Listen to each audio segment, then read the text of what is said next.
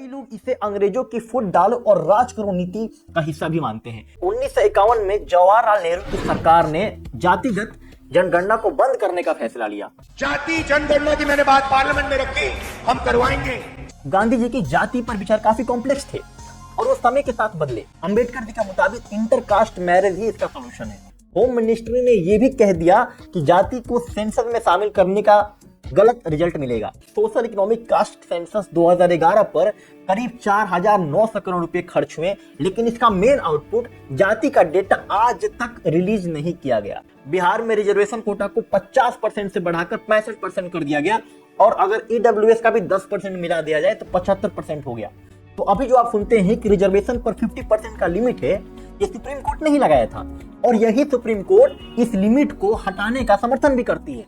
तो जो 27% रिजर्वेशन की मांग मंडल कमीशन ने की, ये 1931 के डेटा पर ही किया था। ओबीसी का कास्ट सर्टिफिकेट है वो अब सेंट्रल का लगाइए, आप स्टेट का नहीं लगा सकते। तो ये इसलिए होता है क्योंकि केंद्र का ओबीसी लिस्ट और स्टेट के ओबीसी लिस्ट में अंतर है। सभी लोग अपने आप को पिछड़ा साबित करने में लग जाएगा। तो क्या आने वाले समय में प्राइवेट सेक्टर में ही रिजर्वेशन होगा? नमस्कार मित्रों, एक सरकार जो दशकों से जातिगत जनगणना का विरोध कर रही थी, ये लोग भारत में जात पात के नाम पर विभाजन करने में जुटे हैं और अचानक अप्रैल 2025 के अंत में आकर इसे करने का अनाउंसमेंट करती है। The nationwide caste census will begin in 2 phases.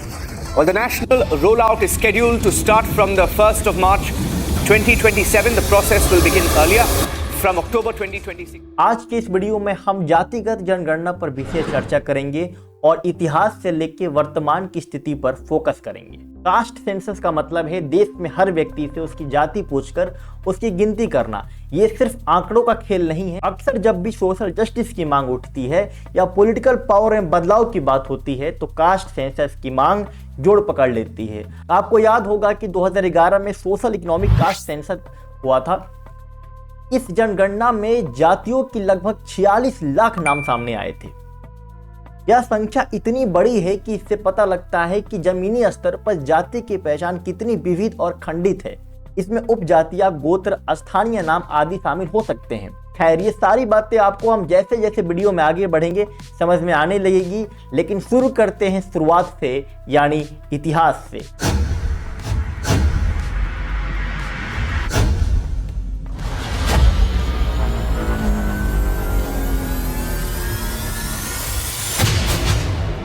Bharat में कास्ट सेंसस का इतिहास अंग्रेजों के समय से शुरू हुआ। समय था 1871 से लेकर 1931 के बीच में। अंग्रेजों ने भारत में सिस्टमेटिक तरीके से जाति की गिनती शुरू की। पहली डिटेल और एक साथ होने वाली कास्ट सेंसस 1871 से लेकर 1931 तक हुआ और ये उस समय एक रेगुलर प्रोसेस बन गया था। अंग्रेजों का मेन पर्पस था कि भारतीय समाज को समझना, उन पर कंट्रोल करना और आर्मी में भर्ती, टैक्स कलेक्शन और रियासतों पर शासन के लिए भी उनके लिए ये काफी जरूरी था। कई लोग इसे अंग्रेजों की फुट डालो और राज करो नीति का हिस्सा भी मानते हैं। समय समय पर गिनती के तरीके में बदलाव भी हुए।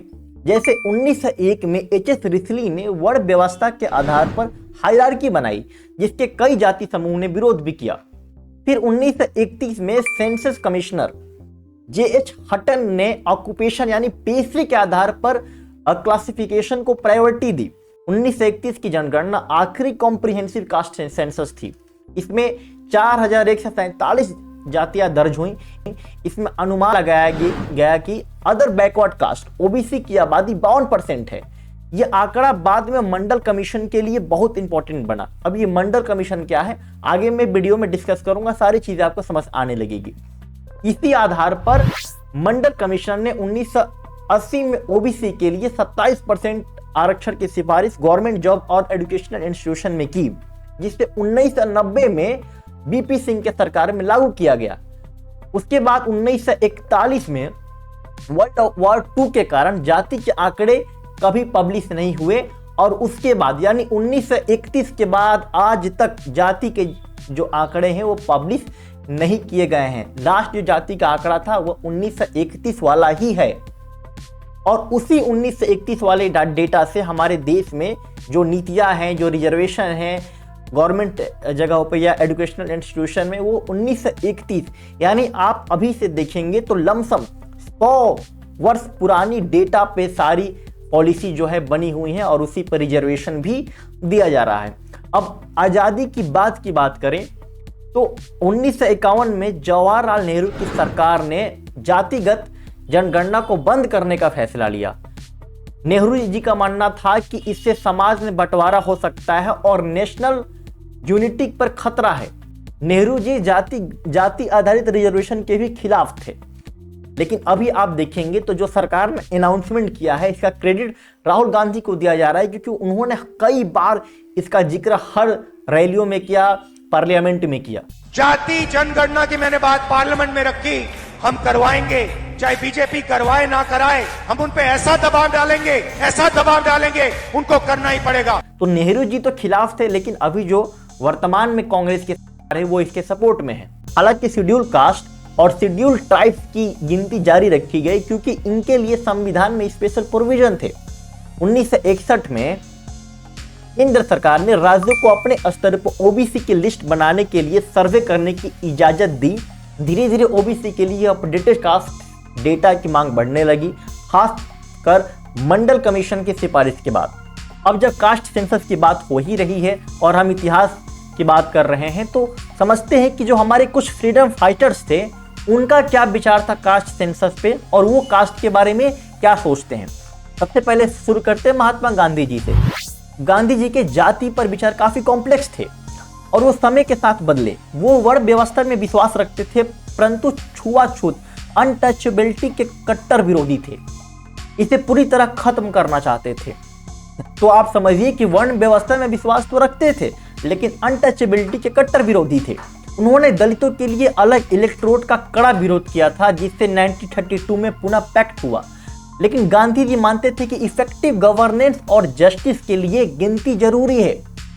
उन्होंने 1921 में 9 जून में क्षत्रिय जनगणना की बात की थी और बाद में दलितों की गिनती पर भी जोर दिया। अंबेडकर जी की बात करते हैं। डॉक्टर अंबेडकर ने जाति के विनाश एनालिसिस ऑफ कास्ट लिखा। उनका मानना था कि जाति सिर्फ काम का बंटवारा नहीं है, बल्कि काम करने वालों का बंटवारा है, जो इंसानी गरिमा के खिलाफ है। अंबेडकर जी के मुताबिक इंटरकास्ट मैरिज ही इसका सॉल्यूशन है। अंबेडकर जी सोशल पॉलिसी बनाने के लिए इंफीरियर डेटा यानी तथ्यों और आंकड़ों के इस्तेमाल के कट्टर समर्थक थे। उन्होंने 1951 की जनगणना में जातियों की ना गिनती करने की आलोचना की। उनके लिए कास्ट सेंसस सिर्फ गिनती नहीं, बल्कि जाति को खत्म करने और न्यायपूर्ण समाज बनाने के लिए एक बेहतरीन टूल था। हालांकि आज अगर कास्ट सेंसस सिर्फ चुनावी गणित बनकर रह जाए और जाति को खत्म करने की बात ना हो, तो शायद अंबेडकर जी इसकी आलोचना करते। ज्योतिराव फुले जी की बात करते हैं। ज्योतिराव फुले जाति विरोधी आंदोलन के शुरुआती लीडर में से एक थे। उन्होंने निचली जाति और महिलाओं के उत्थान के लिए अपनी जिंदगी लगा दी। 1873 में सत्य शोधक समाज की स्थापना की। फुले का मानना था कि एजुकेशन ही बदलाव ला सकता है। उन्होंने ब्रिटिश एडमिनिस्ट्रेशन को मनाया था कि पॉलिसी बनाने के लिए जाति को एक इम्पोर्टेंट फैक्टर माना जाए, जिसके बाद उस समय की जनगणना में जाति की गिनती अंग्रेजों ने कराया। अब जो हमारा सबसे लेटेस्ट सर्वे है उस पर बात करते हैं, और जो हमारा सबसे लेटेस्ट सर्वे भी है वो भी 2011 का है। 2011 में सोशल इकोनॉमिक कास्ट सेंसस हुआ था। इसका मकसद था कि गरीबी रेखा से नीचे वाले परिवार का पहचान किया जाए, ताकि उन्हें सरकारी योजना में बेनिफिशियरी चुना जा सके। ये घर घर जाकर सर्वे किया गया था, टैबलेट का इस्तेमाल किया गया था और जानकारी देना स्वैच्छिक था, यानी वॉलेंटरी था। इसका मतलब क्या कि आपसे अगर कोई जानकारी मांग रहा है सेंसस अधिकारी, तो आप किसी लीगल बाउंडेशन में नहीं है कि आप उनको जानकारी देना ही है। यह आपके ऊपर डिपेंड करता है कि आप उन्हें जानकारी दे या ना दे। और इसी कारण जो सेंसस 2011 हुआ था, ये सेंसस एक्ट 1948 के तहत नहीं हुआ था। क्या है सेंसस एक्ट 1948? सेंसस एक्ट 1948 का आर्टिकल 8 कहता है कि जनगणना अधिकारी प्रासंगिक प्रश्न पूछ सकते हैं और प्रत्येक व्यक्ति अपने सर्वोत्तम ज्ञान और विश्वास के अनुसार उत्तर देने के लिए कानूनी रूप से बाध्य है। इसमें कई एजेंसी भी शामिल थी, कई मिनिस्ट्री भी शामिल थी, जैसे rural development ministry, urban poverty ministry, home ministry. इसमें इनकम, ऑक्यूपेशन, एजुकेशन, घर कैसा है जैसी कई सामाजिक आर्थिक जानकारी इकट्ठा की गई और 1931 के बाद पहली बार नेशनल लेवल पर जाति का डेटा कलेक्ट हुआ। रूरल डेटा से पता चला कि काफ़ी बड़ी आबादी भूमिहीन है और कच्चे घरों में रहती है। लेकिन सबसे बड़ा विवाद तब हुआ जब जातिगत आंकड़ों को जारी न किया गया। यूपीए की सरकार ने कहा कि चुनाव आने वाले हैं, इसीलिए अगली सरकार जारी करेगी। होम मिनिस्ट्री ने यह भी कह दिया कि जाति को सेंसस में शामिल करने का गलत रिजल्ट मिलेगा। उसके बाद चुनाव होते हैं। 2014 में एनडीए की सरकार आती है और 2015 में एनडीए की सरकार ने सामाजिक आर्थिक डेटा तो जारी किया, पर जाति का डेटा यह कहकर रोक दिया कि इसमें टेक्निकल गलतियां हैं, ये रिलायबल नहीं है। और करीब 46 लाख अलग अलग जातियां सामने आ गई हैं, जो कि बहुत ज्यादा है। तो इस प्रकार से एनडीए की सरकार ने ये तर्क देके इसको रोक दिया और 2015 में भी जहां पर उम्मीद लगाई जा रही थी कि जाति का डेटा जारी किया जाएगा, नहीं किया गया। क्रिटिक्स का यह भी कहना है कि डेटा पॉलिटिकल रीजन की वजह से जारी नहीं किया गया।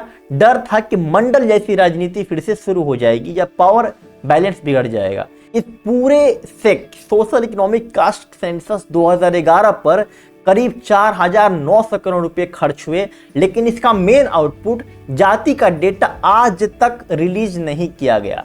ये गवर्नेंस और ट्रांसपेरेंसी पर बड़े सवाल खड़ा करता है। खैर, जब ये कहा गया कि डेटा सही नहीं है, तो डेटा को सही करने के लिए कुछ एक्सपर्ट कमेटी भी बनाई गई। जैसे सुमित बोस ग्रुप ने सेक के सोशल इकोनॉमिक डेटा का इस्तेमाल सरकारी योजना में करने की सिफारिश की। अरविंद पनागिरिया कमेटी को 46 लाख जो गलत एंट्री हुई थी उसको ठीक करने का काम दिया गया, लेकिन ऐसा कहा जाता है कि इस पैनल की कभी मीटिंग ही नहीं हुई। उसके बाद यह भी बात सामने आई कि सेक 2011 के एक प्रमुख अधिकारी एनके साहू ने कहा था कि डेटा काफी हद तक ठीक था, पॉलिटिक्स इसके रिलीज को रोक रही थी। ये सोचने वाली बात है कि सेक 2011 का सोशल इकोनॉमिक डेटा तो सरकारी योजना के लिए यूजफुल माना गया, लेकिन उसी सर्वे का कास्ट डेटा इतना खराब क्यों हो गया? अब ये सब चीजें चल रही थी, कास्ट डेटा पे कोई अच्छे तरीके से बात नहीं आ रही थी, डेटा सामने नहीं आ रहा था, कमेटी बन रही थी वो भी विफल हो रही थी। तो राज्यों ने क्या किया कि अपने स्तर पे सर्वे कराना शुरू कर दिया। कहेंगे कि सेंसस तो सेंट्रल का मामला है, इसे राज्य कैसे कराने लगे? अभी बताता हूं, वीडियो में आगे बने रही। तो राज्य जब अपने स्तर पे कास्ट सेंसर कराने लगे तो कुछ प्रमुख राज्य निकल के आए, जैसे बिहार ने अपने स्तर पे कराया, कर्नाटक ने कराया, तेलंगाना ने कराया, ओडिशा ने कराया। इन सब का एक कंक्लूजन मैं आपको बताऊं तो इन सब में यही था कि ओबीसी का जो परसेंटेज है वो ज़्यादा है, बढ़ रहा है, और उसके हिसाब से ओबीसी का जो आरक्षण है वो भी बढ़ना चाहिए और बढ़ा भी। मैं आपको बिहार वाले कास्ट सेंसस जो अभी 2023 में हुआ था उसके बारे में आपको मैं डिटेल में समझाता हूँ। देखिए, 2023 में जो बिहार में कास्ट सेंसस हुआ था वो 2 चरणों में हुआ था। 214 जातियों की लिस्ट इसमें सामने आई। मुख्य बात यह है कि ओबीसी 27% और ईबीसी 36% मिलाकर राज्य में 63% से ज्यादा आबादी है। मतलब आप ये समझिए कि बिहार में अगर बैकवर्ड क्लास को आप देखेंगे तो 63% आबादी उनकी सामने आई। इसके बाद यह भी डेटा सामने आया कि लगभग 34% परिवार 6,000 रुपये प्रति महीने से कम कमाते हैं। इसके बाद बिहार में रिजर्वेशन कोटा को 50% से बढ़ाकर 65% कर दिया गया, और अगर ईडब्ल्यूएस का भी 10% मिला दिया जाए तो 75% हो गया। तो आप ये समझिए कि नेशनल लेवल पे पूरे भारत में 50% रिजर्वेशन चल रहा है, लेकिन बिहार में कास्ट सेंसस के बाद 75% रिजर्वेशन दिया जाने लगा है। अब थोड़ा पॉलिटिकल एंगल समझते हैं और जानते हैं कि जो पार्टियां हैं उनका क्या विचार है कास्ट सेंसस को लेकर। पहले भाजपा की बात करते हैं। भाजपा पहले SC/ST के अलावा पूरे कास्ट सेंसस के विरोधी थी, एडमिनिस्ट्रेटिव दिक्कतों और समाज में बंटवारे का हवाला देती थी, और 2021 में सरकार ने संसद में कहा भी था कि SC/ST के अलावा जातियों की गिनती नहीं होगी।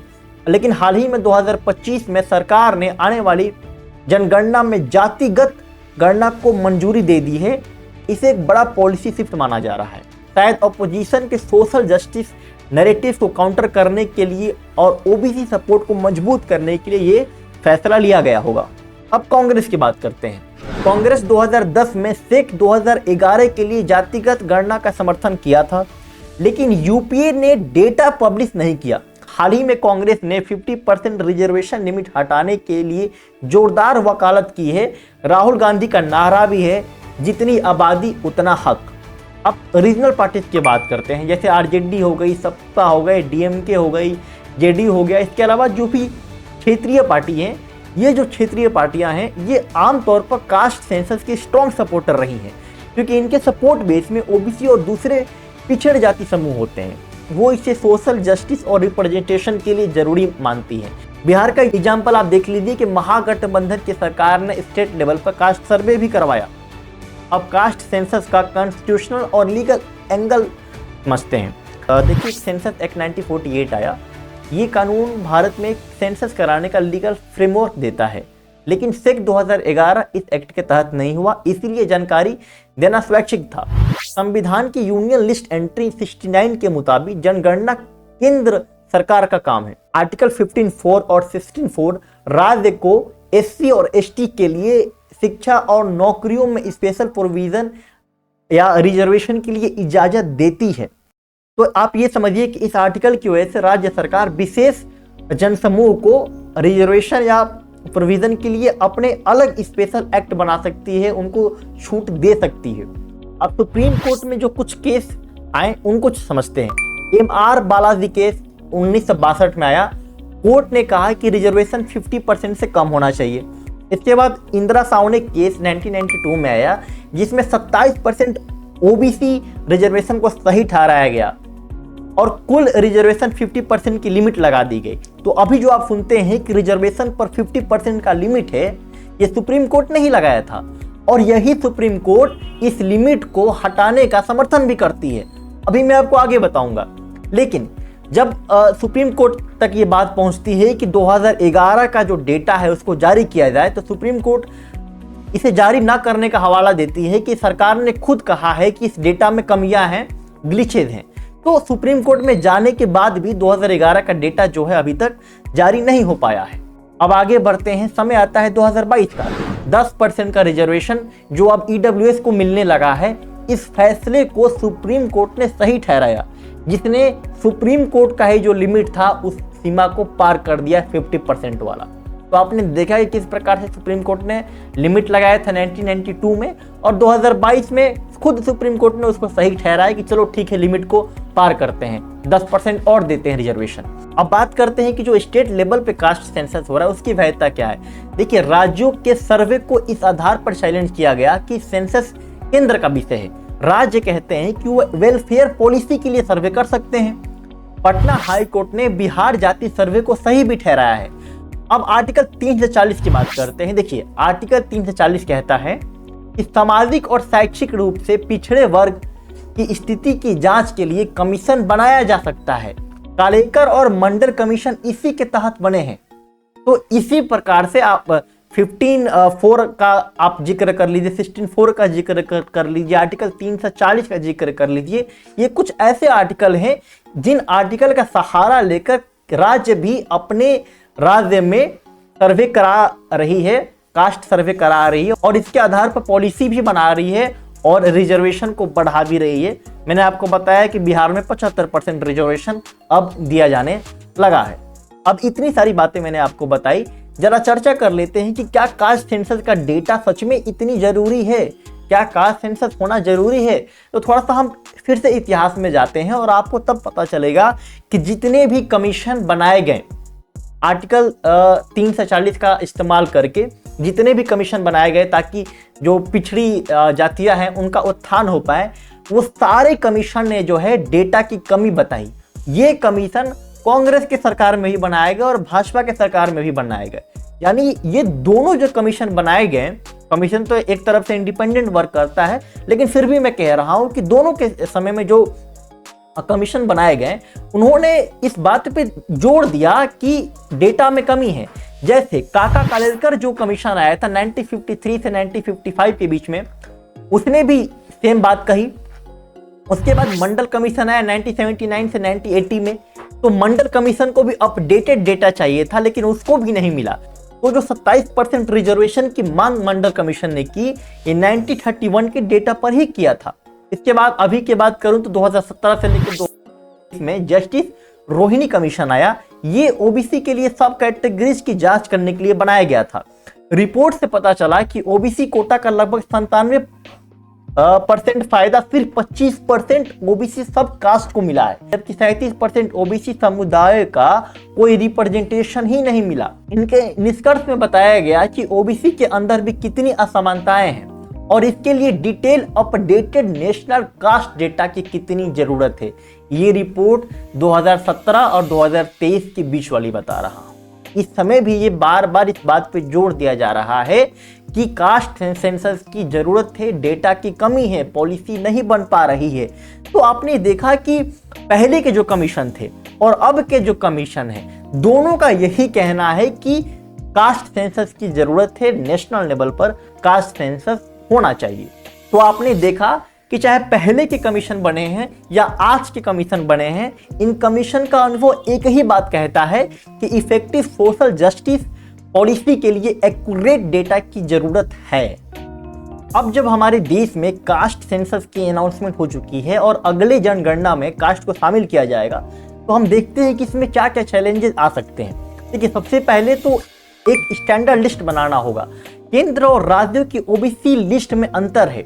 2011 में 40 लाख डेटा की एंट्री इसका सबूत है। एक यूनिफाइड कास्ट कोड डिक्शनरी बनाने की आवश्यकता है और इस चीज की प्रॉब्लम आप डे टू डे लाइफ में भी फेस करते हैं। जब भी आप कोई गवर्नमेंट फॉर्म फिल करते हैं और सेंट्रल लेवल की गवर्नमेंट फॉर्म फिल करते हैं, तो आपसे कहा जाता है कि जो ओबीसी का कास्ट सर्टिफिकेट है वो आप सेंट्रल का लगाइए, आप स्टेट का नहीं लगा सकते हैं। तो ये इसीलिए होता है क्योंकि केंद्र का ओबीसी लिस्ट और स्टेट के ओबीसी लिस्ट में अंतर है।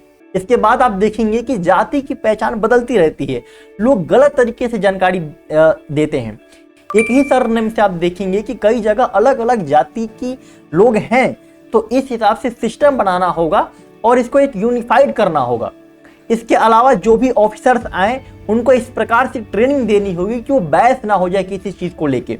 इसके अलावा डेटा को वेरीफाई करने का मजबूत सिस्टम बनना चाहिए और डीपीडीपी एक्ट 2023 के तहत प्राइवेसी सुनिश्चित करनी होगी। एक सबसे बड़ी दिक्कत यह आ सकती है कि सभी लोग अपने आप को पिछड़ा साबित करने में लग जाएगा। इससे कॉम्पिटिटिव विक्टिमहुड बढ़ सकता है और इस पर ध्यान देना होगा। मित्रों, भारत में कास्ट सेंसस का मुद्दा वाकई बहुत कॉम्प्लेक्स और मल्टी लेयर्ड है। अंग्रेजों के ज़माने में कंट्रोल के टूल के तौर पर शुरुआत हुई गिनती आज भारत में नेशनल यूनिटी और जाति विभिन्न समाज की बहस का केंद्र बन गया है। 1931 के बाद कॉम्प्रिहेंसिव कास्ट डेटा ना होने से पॉलिसी मेकिंग पर गहरा असर पड़ा है। 2011 में जातिगत आंकड़ों का ना जारी होना इस मुद्दे की सेंसिटिविटी को दिखाता है। हमारे समाज सुधारक गांधी जी, अम्बेडकर जी, ज्योतिराव फुले जी या अन्य के विचार अलग अलग थे, लेकिन डेटा और एविडेंस बेस्ड समझ की अहमियत को सबने माना। कास्ट सेंसस के पक्ष में तर्क है कि इससे एविडेंस बेस्ड पॉलिसी बनेगी, वेलफेयर स्कीम सही लोगों तक पहुंचेगी, रिजर्वेशन रेशनलाइज होगा और सामाजिक असमानताओं को समझने में मदद मिलेगी। वही डर है कि इससे जातिगत पहचान मजबूत होगी और समाज बटेगा, पॉलिटिकल मिसयूज हो सकता है। राज्य स्तर सर्वे इस बहस में एक और नया मोड़ लाए हैं। एक बात यह भी कही जा रही है कि जब कास्ट सेंसस होगा और ओबीसी का जो डेटा है वो अधिक आएगा, क्योंकि अभी जो डेटा है वो अधिक आ रहा है, तो ओबीसी का जो रिजर्वेशन है उसको बढ़ाया जाएगा, गवर्नमेंट सेक्टर में बढ़ाया जाएगा, एजुकेशनल इंस्टीट्यूशन में बढ़ाया जाएगा। लेकिन ये भी लोग कह रहे हैं कि धीरे धीरे इसकी मांग और बढ़ने लगेगी और प्राइवेट सेक्टर में भी रिजर्वेशन की मांग बढ़ेगी और पॉलिटिकल कारण इसको बढ़ाएंगे। तो क्या आने वाले समय में प्राइवेट सेक्टर में भी रिजर्वेशन होगा? और अगर ऐसा होता है तो प्राइवेट सेक्टर में ही ज्यादा नौकरियां हैं। आप अपने आसपास देख लीजिए कितने लोग सरकारी नौकरी कर रहे हैं, कम लोग मिलेंगे, लेकिन प्राइवेट नौकरी वाले ज्यादा लोग मिलेंगे। तो आने वाले समय में क्या प्राइवेट में नौकरियों में भी रिजर्वेशन की मांग बढ़ सकती है? इस प्रकार का भी तर्क से इस प्रकार की भी चीजें सामने आ रही हैं। आखिरकार कास्ट सेंसस का फैसला बहुत ही नाजुक और संतुलन का काम है। अगर इसे सावधानी से, पूरी ट्रांसपेरेंसी के साथ, मजबूत डेटा सिक्योरिटी मेजर्स के साथ और पॉलिटिकल मिसयूज से बचाने की कमिटमेंट के साथ किया जाए तो सोशल जस्टिस की दिशा में एक बड़ा कदम हो सकता है। इसके नेगेटिव कॉन्सिक्वेंसेस को भी हमें ध्यान देना होगा।